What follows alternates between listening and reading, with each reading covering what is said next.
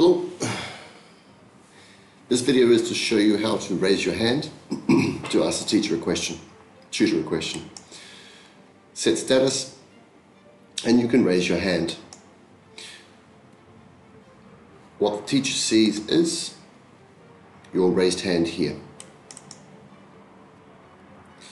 The teacher can then answer you verbally, or they can write something in the private chat. In the public chat.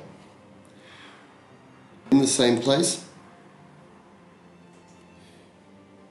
you can clear your hand, your raised hand, by clear status.